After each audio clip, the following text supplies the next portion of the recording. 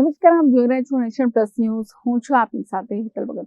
ગુજરાતમાં સ્થાનિક સ્વરાજ્યની આગામી ચૂંટણીઓનો ધમધમાટ શરૂ થઈ ચૂક્યો છે.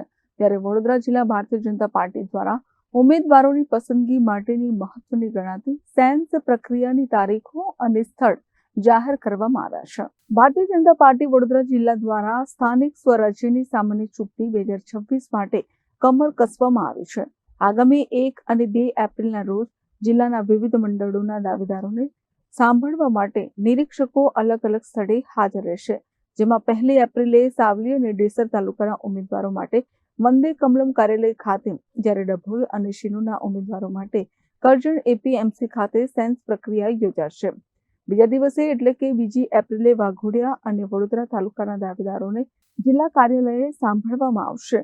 જ્યારે પાદરા અને કરજણ તાલુકાના કાર્યકર્તાઓ માટે કરજણ ખાતે વ્યવસ્થા કરવામાં આવી છે.